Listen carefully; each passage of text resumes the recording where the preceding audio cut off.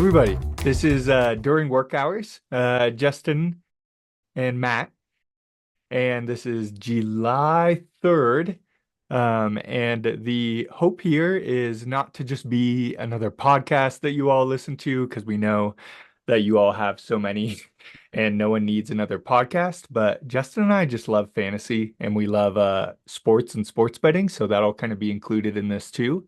But the main point is to hopefully make all of your leagues a bit more competitive for fantasy, set you up for success, winning, and just have fun, talk everything sports with y'all and each other. But yeah, in the future, we kind of hope to do this moving forward, maybe about one episode a week, probably more once we get to the actual season. But I'll let Justin kind of introduce himself. I'm in Denver, Colorado. My favorite NFL team is going to be the Seahawks, as you can see behind me. And then based on Justin's hat, kind of where we met, UW is both of our college schools of choice. So you'll see kind of those two biases from me. But yeah, Justin, what about you? Yeah, I'm Justin. I'm here in Hawaii, and I met Swope in Washington. My favorite team is the Pittsburgh Steelers. We can get into depth of why that's my favorite team at a later date. I Uh, can agree on Russ with you though. I knew you would. Yeah, and I here's the thing. I'm just we are two boys excited to maybe may or may not work on fantasy football during our work hours. I say may or may not, so don't send this to our respective companies. Um, and we may get one listener, and that is great. Ryan Katai, thank you for listening. We are just excited to record what we are doing every day, regardless, which is talking about fantasy Mhm. football and hoping that it helps some people out there with their fantasy football, whether that's just giving you information that's not biased, that's just factual, or giving you some biased opinions that we may have or Or differ maybe, from each other. yeah, maybe we're just completely wrong on everything. And this is a show that you can tune into and be like, I'm just gonna fade every single thing that they say because that's been working. We're for sure going to get people who disagree with us. And that's actually people we eventually want to get people as guests on our show. If you disagree with everything we say, follow along, let us know, and we will get you on the show to argue or state your point at some point this season. So Yeah, love it. So, kind of moving forward, what to expect, like show content wise. Off season, we'll kind of hit on everything. We'll get really into the like weeds of every single team and like all the fantasy relevant players, kind of our personal rankings where we differ from the industry and each other, as well as just draft strategy, whether you're doing a snake draft or an auction draft, which is typically what we prefer. We'll kind of give strategies on both of those, but for this first episode, we'll kind of just take a step back and catch everyone who hasn't paid any attention to the off season of football up, and kind of go over the biggest storylines, biggest changes, how it's going to impact fantasy. But we'll start with you, Justin. What is kind of the first major change that sticks out to you from this off season? that's a great question. There's a couple that come to my mind, but for sake of not wanting to ruin one of yours, we had talked about this previously. I do think it's one team individually that has made the biggest jump to me is the Falcon, and it is a new coach that is not the previous coach who did not like to use his stars and had a very unique coaching. Although I understand that he now might be the offensive coordinator for your team. We don't need to talk about that. It's For those who it is didn't catch, true. Arthur Smith is now the Arthur offensive Smith, coordinator of the Steelers. But someone who famously did not use his stars. And Kyle Pitts, Drake London, they Bijan last year. People who should have gotten a lot more play just simply did not. And that's okay because it's a whole new season with a new coach and Kirk Cousins coming along if he's healthy. And if he's not, our man Michael Penix Jr. is ready to roll. And I'm I think honestly more excited for when I get to see him. yeah, I am too. I am too. Kirk does make his teams better fantasy wise, as we've seen in the past.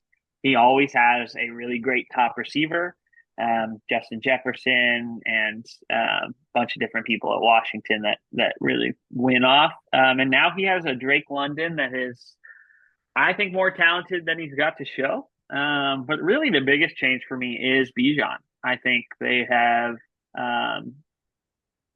They're going to get the ball in his hands a lot. I am moving all Falcons players up that Kyle Pitts, Drake London, Bijan, but really Bijan is the one who takes the biggest jump for me. So much so, I have him as my number one Oh, player in hot all take. drafts. So it is a very hot take. A lot of people have him as low as 6, and I've got him at number one. So that's mine. What's yours, Matt? Well, I guess my follow-up, I think the con or the pushback from people would be, can they support three fantasy relevant players in Bijan, Kyle Pitts, and Drake London? Who do you think suffers, or do you think all three of them are supported and able to, I guess, essentially be week in, week out, set it and forget it players? Absolutely. We have seen teams have success with a running back, a wide receiver, and a tight end all doing well. Um, More often than not, it's one of them doing well per game. But I think if anyone is the odd man out in this situation, it is probably Kyle Pitts. Mm, No matter what, it's not, in my opinion, it's not going to be Bijan because they're going to have to run the ball. He's going to get a lot of dump offs. Um, he's the last on the list, and then it's between Drake London and Kyle Pitts, and I think Kyle Pitts might end up getting, like he has been the past few years, stuck as that odd man out. yeah, I think in terms of current draft ADP, though, he's the least risky one because he's the one that you can get right now, currently in like Very the true. seventh or sixth rounds, which is like much less risk than Bijan at 1 or 2 overall for you, or like Yeah, Drake London in the second round. yeah, and the latest on what they are going for money wise, on average. Which yes, this is skewed because there is a lot of you know um, I think that randomness. I can brings up a fair point too, just for all of our listeners. I know a lot of people play in full PPR leagues. We'll typically talk about in terms of half PPR so that it's a relative balance between those that play no PPR and those that play full. But typically we'll talk about 12-person half PPR leagues, but we will also specifically address situations with bigger leagues and smaller leagues as well. Yeah, that's great. Great point. And as of right now, Bijan's going for 69, which is a lot to spend on a player. Drake London's going for 27, which is not awful for a wide receiver one, but is Mhm. there are going to be some cheaper options. And then we have Kyle Pitts, who is going for Like $7 or something. $4. Yeah. So yeah, he is going for a huge deal compared to Yeah, for snake draft, that's the equivalent of like middle of the first for Bijan, middle of the second for Drake, and like middle of the sixth for Kyle Pitts. yeah. And for reference, the Travis Kelsey going for 36, Sam Laporta going for 37, Mark Andrews going for 15. Hmm. Kyle Pitts is like the 8th or ninth tight end on this Yeah. list. No, that's a good one. Big change. I agree with you. Should be hopefully much more fantasy relevant offense. I think I'm gonna go a different direction. So lots of free agent movements, especially in the running back realm. But this one is more of a rookie that's in a situation that uh, I don't think a rookie has really ever been in before, and that's Caleb Williams. And the Bears offense, I think, is going to be drastically different. So we have DJ Moore, who really is honestly the only like similar person on there. You get rid of Justin Fields, and now we have Caleb Williams with Keenan Allen, DJ Moore, Romo Dunze, our boy from Washington, and you signed DeAndre Swift. This offense, I think, has the potential to be absolutely nuclear. But it all kind of rides on how much you believe in Caleb or don't believe. But I think it's becoming harder and harder for him to fail. That being said, I'd love a piece of that offense. I just don't know who's essentially going to be the cream that rises to the top, or if someone rises to the top, like kind of the Falcons, and even more so, I think they'll all have their weeks where they do good and don't do good. Keenan's getting older. If I had to put my money on someone, it would be DJ Moore. And I also love how cheap DeAndre Swift is right now. And honestly, I don't mind Caleb if you totally punt on the quarterback position, like he's gonna get his points. He's going to have a million weapons. He also uses his legs. Right now, he's going as like quarterback 12.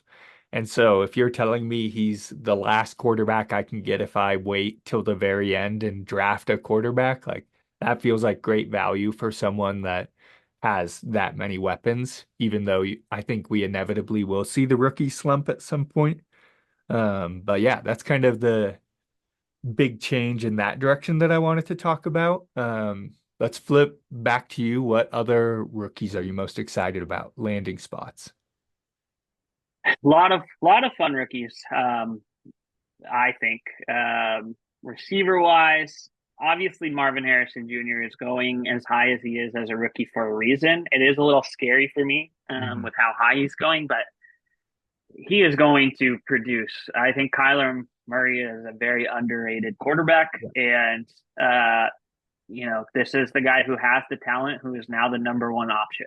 So, Yeah. I mean, he force-fed um, D-Hop and Marquise Brown, and so like was able to kind of sustain at least for the top of the like 6 games without D-Hop last year. I think Marquise Brown was like one of the top 5 or top 10 receivers, and he supported D-Hop for a whole season for wide receiver 4 overall, which could be Marvin.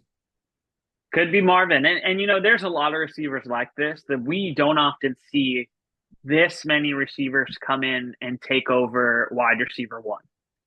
Um, you know, Malik Neighbors is another one who, yes, Daniel Jones is Daniel Jones, but he's the only option. You know, um, we have Darren Waller retiring and Saquon getting, you know, thrown to the Eagles. That Malik is really the only place they can go. Um, so he is one I'm excited about. Another two that I will talk about that I am trying to get on all of my teams that are going real cheap right now. Auction wise, they're going for $1 each, but That's I crazy. think maybe going a little higher than that snake wise, and it's Lad McConkey and Keon Coleman. Um, You love both. Lad, I love both of them. Lad is now, say what you will about Justin Herbert and Harbaugh in this offense. They lost a lot of pieces, but Lad now becomes the guy for Justin Herbert, and the talent is there. And I think he could have the biggest raise and biggest value in a draft. That this is a guy that if you're in a keeper league, I would want to get on my team because if he ends up being the number one receiver and is going for as low as he's going, he's a guy that I would want. Same with Keon Coleman. He comes, Mhm. there's no more digs.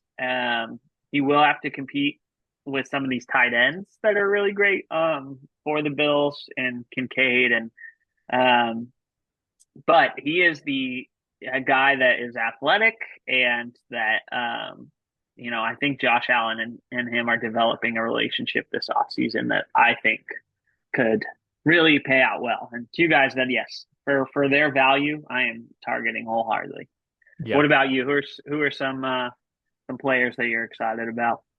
Man, I think my biggest one is no surprise to you, but and anyone that's seen my rankings is I'm very, very high on Garrett Wilson this year. I have him at number 4 overall. He is my second wide receiver, only after CeeDee Lamb. And I don't care what you think about Aaron Rodgers. You can think he's too old and doesn't have it still. You can think he's gonna get injured, but I just think Aaron Rodgers' ability to throw a football and Garrett Wilson's talent, it makes the ceiling too high for me to ignore in terms of like Aaron Rodgers is known to force feed the people that he trusts and loves. And I think it's pretty evident that there is no one else on the Jets receiving room that even remotely comes close to Garrett Wilson's talent. And honestly, I think if Aaron Rodgers stays healthy and looks anywhere close to what he looked like in like 2020, his MVP season, his like 2021 season, his last like real full healthy season, like honestly, Garrett Wilson could easily finish as wide receiver 1 overall and maybe even the top fantasy player overall because this dude is going to get every single look, basically, besides Breece Hall in that offense. The reason I was willing to more plant my flag on him and take the risk this season is now you no longer have the backup of Zach Wilson. Sorry, Denver Broncos.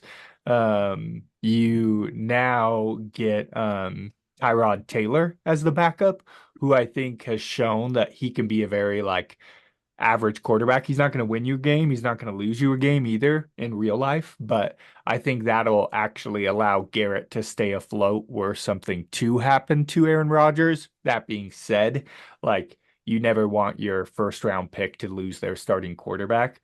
But I don't think it would be a scenario that we see like last year where you spend a low first round, high second round, and then it suddenly is obliterated like the first snap of the game of the fantasy season. But yeah, I think Yeah, Jets are gonna surprise and look way different this year. Like we know they have a legit defense, and if the defense doesn't have to be on the field for 50 of the 60 minutes in a game, like I would imagine that yeah. they're gonna be rested, perform even more well, and if you can protect Aaron Rodgers, sky's the limit for Garrett Wilson. Yeah, I think that's a great point. I think that helps out Brees Hall too, who when healthy is one of the best backs in the league, Mhm. and is in some going 1 and 2 in some of these mocks that we are Yeah. doing every day. I think my biggest fear is what everyone's fear is. It feels like Garrett's if the ceiling was 10 and the floor is a 1, Garrett's ceiling is a 10. Yeah. There is no stopping him if he's got the quarterback play that we know Aaron Rodgers is capable of, like him or hate him. The floor is 4, in my opinion, and that's really all based on Up from a 1 last year. yes, and that is all based on if Aaron Rodgers is healthy. If he's not, can Tyrod get this guy the ball, and can Mhm. he stay healthy? And so, that's odds I'm willing to take, and I think others should be as well. You might be a little bit more willing to take him, Yeah, I think it's but all I draft strategy too. Like if you take someone like Garrett Wilson, that might be a more risky first round pick. Maybe you match it with a more safer second round pick. And so it's kind of all how you want to build your roster. kind of the appetite for risk that you have. But yeah, I agree. Why don't you talk a little bit about some running backs that moved? Because I feel like we had a lot of them that moved. Maybe you kind of just bounce around, give your thoughts. Running back, where he went to, and how you think he's going to do on his new team. Yeah, there's been a lot of big name movement in the running back position. We've already talked about Bijan, so we will move past him. But the next person up for me is Saquon Barkley, who is now on Philly, who has a line that he's never had, who has a quarterback that he's never had, who has other options besides himself. So, Mhm. the ceiling is super high for Saquon for me. I think he'll get a lot of dump offs in this offense when, um, Jalen, I think, is going to try and run a little bit less this year, especially with a running back like Saquon. When there's nothing downfield, I see a lot of balls getting thrown Saquon's way right there. And so I think the workload's going to be there for him, but not the workload that he was getting with the Giants that was just running him into the ground. It's going to be a healthy workload that Touchdown keeps him equity, healthy. though. A lot of touchdown equity. I think, we they love the brotherly shove or the tush push, whatever you want to call it. But I think they're gonna get Saquon the ball a little bit more in that Although end the zone. the tush push does intrigue me because now you have arguably two of like the top squatters in the league in Jalen Hurts and Saquon, both Saquon, like being there. I like I'm almost more interested in like, man, what if you have each of them on a cheek, 600-pound squatters on a cheek, and then you put like Dallas Goddard or DeAndre Swift in there? You can just throw that dude over the line. it's true. It's a good point, and we may see it even be more successful. Yes, you did lose Jason Kelsey, one of the best centers um, Yeah, but of all you've time. seen the video that like he may not have been as big of a factor as people think in the tush push. Regardless, I still think Jalen's gonna get his pushes into the end zone in a like certain situations, but I agree. I think Saquon will definitely take and balance some of that out. Yeah, I think in half PPR and above, Saquon's a running back that I want for sure. Some of the other big movers that aren't maybe a little past their prime, but still move to some fun teams is Derrick Henry. Uh, The you king. know, the king. He is not someone you want in a PPR in my position. In my Yeah, I would agree with that. but if he's gonna get, I think a lot of end zone action as well, or red zone action. He's gonna get the ball handed off a lot from that 5 and under Quite an yard line. upgrade going from the Tennessee terrible offensive line to the Ravens as well.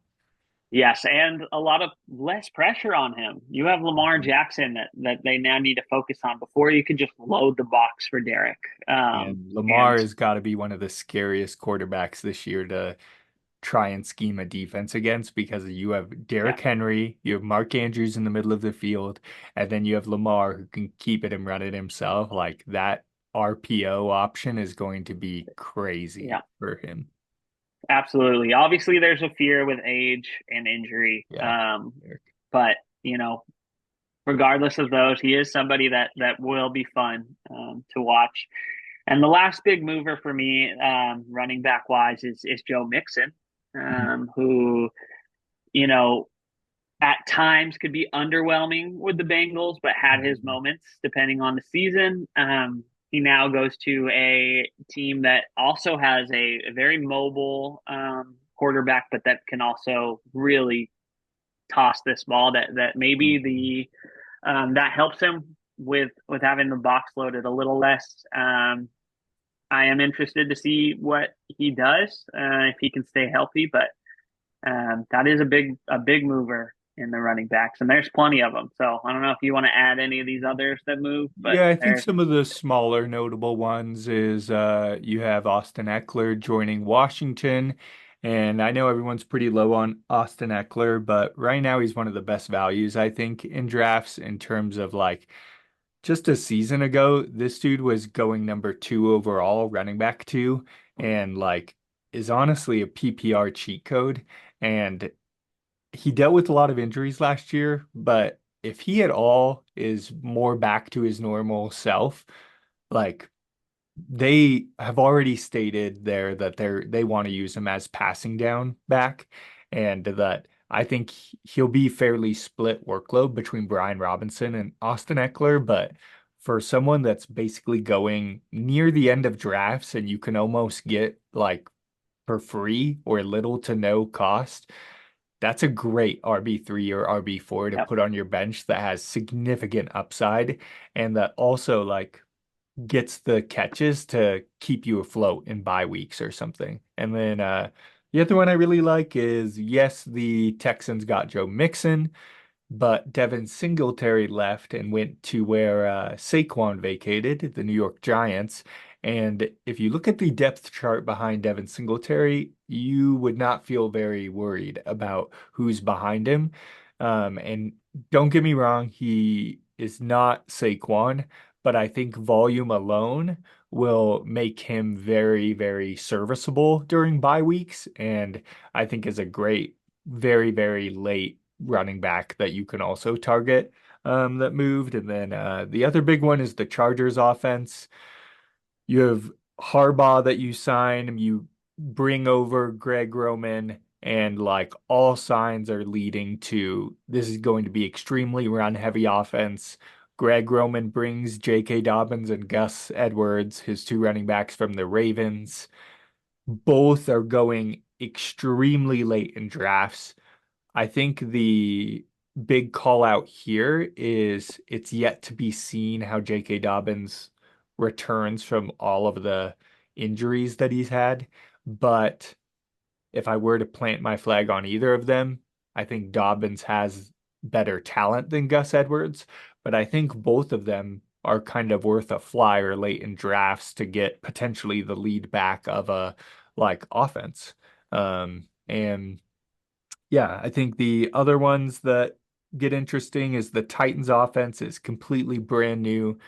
They brought over Tony Pollard. You have Tajay Spears, who looked amazing as a rookie last year.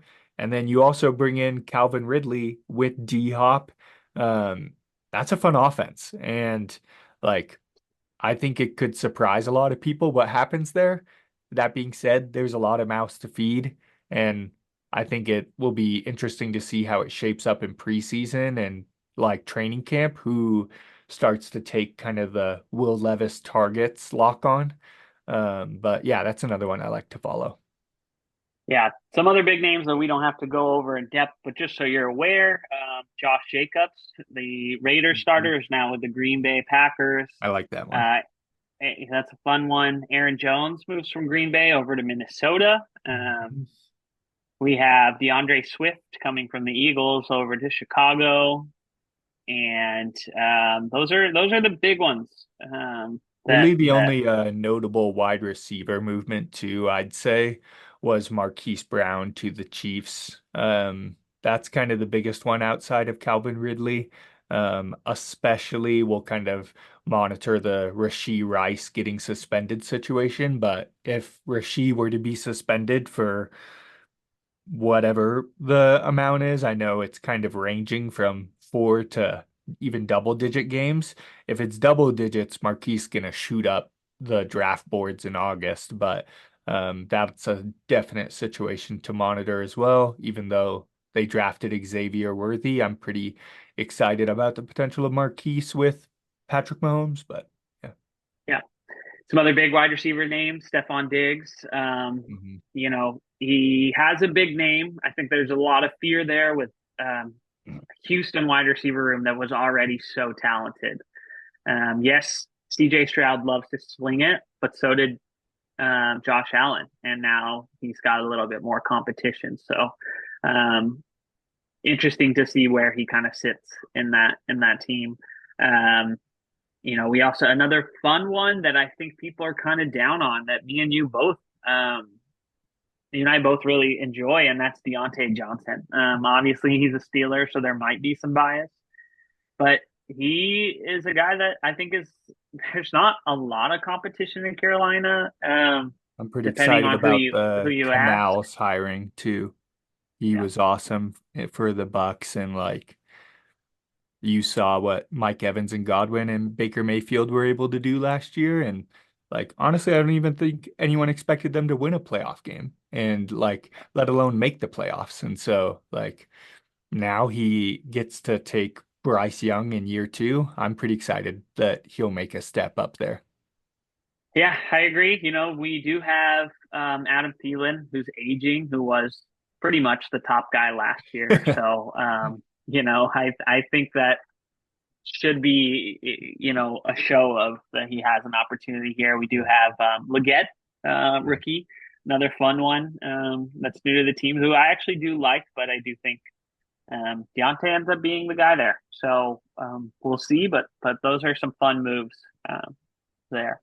Yeah, I'd agree. I think maybe we kind of pivot now and spend the next part of this talking about like we've both started doing a lot of mock drafts early. So let's say for anyone who's drafting super early, which by the way, we don't recommend, like if you can convince your commissioner or if you're a commissioner to draft as late as you can, I feel like it leads to more competitive leagues, which is just more fun because the worst thing is you draft in late July and the player you drafted gets suspended or gets injured in a preseason game and is out for the season. And then before the fantasy season even starts, it's over, you know?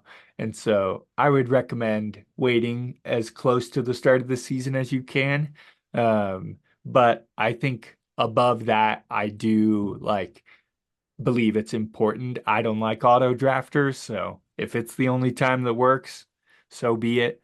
That being said, from your early mock drafts, Justin, what are the strategies and things that have stuck out to you that you really like? Yeah.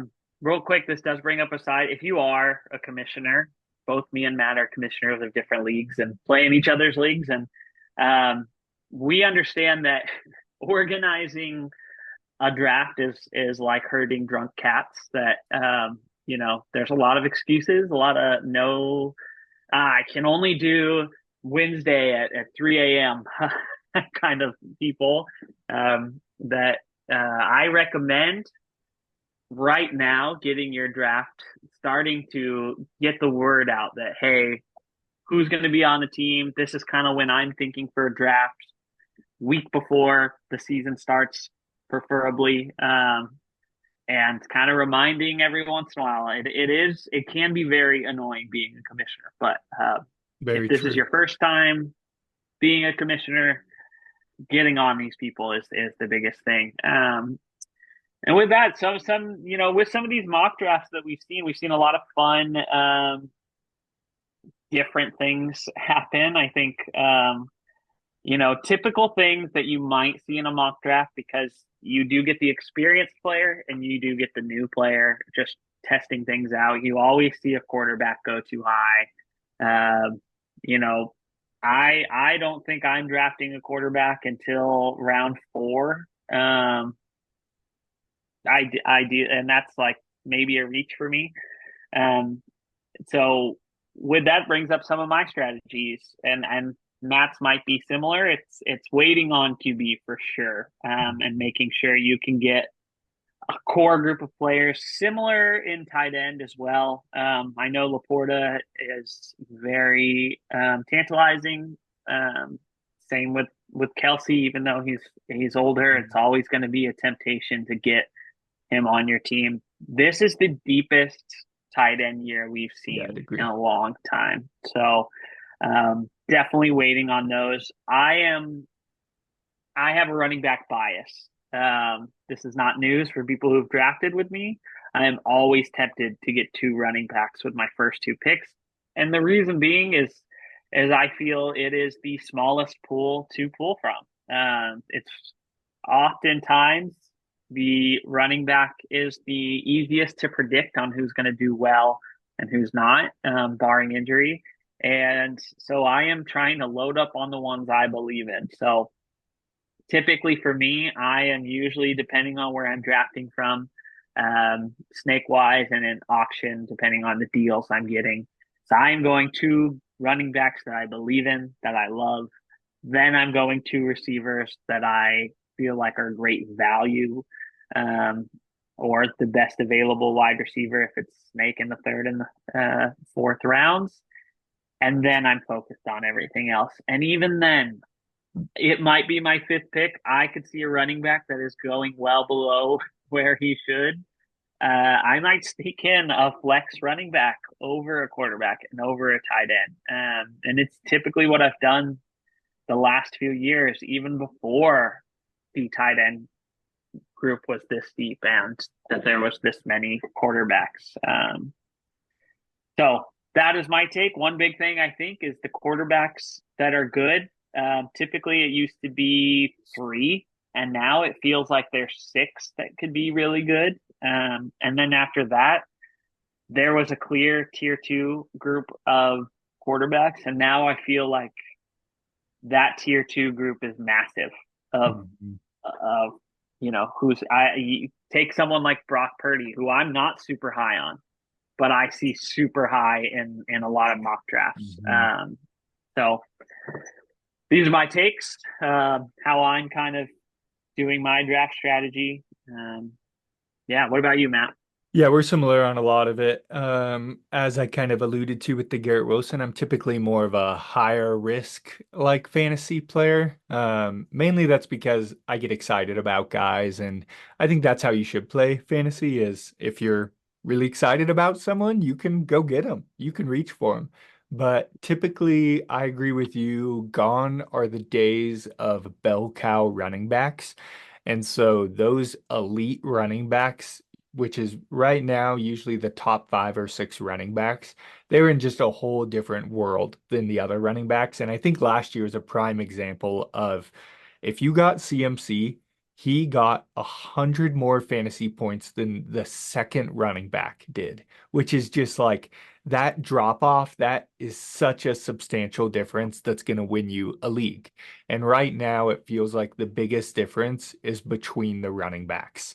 And so I'm like you, if I can take a running back early and then load up in receivers, I still don't get me wrong. I think the top elite receivers are in a class of their own as well. It just feels like the drop off is not as substantial as running backs. So I would much rather maximize my team's points by getting the running backs that I don't have to worry about, and then you can load up on a lot of those other receivers that I think have really high potential as well. And then similar to you, tight ends as deep as it's ever been. Quarterback, there's so many quarterbacks that you can wait on. For example, we talked about Caleb Williams going almost undrafted in 12-team leagues in one quarterback, as well as Jaden Daniels, both of who I think are very streamable options depending on the defense they're playing. And I'd much rather spend a fourth or third round pick on a top receiver like Chris Olave or like Devonta Smith rather than getting like a Josh Allen when like the difference really is like I can stream quarterback and it's going to not be as big of a drop off really. And so that's kind of the strategies I'm seeing right now. Um, Auction is kind of a whole different game. Um, and so we'll kind of get into auction strategies a bit later. But yeah, anything else you want to kind of add? Yeah, no, I think you said it. I think the drop off is the biggest thing. You look at the top five running backs and the top five receivers, they're all relatively similar. So we get that, it's tempting to take those receivers sometimes, over those running backs. But then you look at the next 5 to 10 picks after those top five, and the drop off is just pretty insane, for running back versus wide receiver. You have Marvin Harrison Jr., Chris Olave, Nico Collins going 10, 11, 12. The 10 and 11, 12 for running back is Derrick Henry, Josh Jacobs, Rachaad White. I feel a lot better about those receivers than I do those running backs. Yeah, I'd agree. So that's my take. I agree with you, and take Sweet. that as you will, people. Yeah, that's a wrap for episode 1, y'all. And so moving forward, kind of like we said, we're hoping to kind of release maybe one a week for the off season up until the season starts. And then we'll get going on a much more regular basis, kind of update you on trade targets, in-season waiver wire pickups, and everything to help you get to that championship and win. And yeah, if you haven't already, give us a follow on our social medias. But yeah, I'm Matt. This is Justin. Give us our leave sign off. What do you got for us?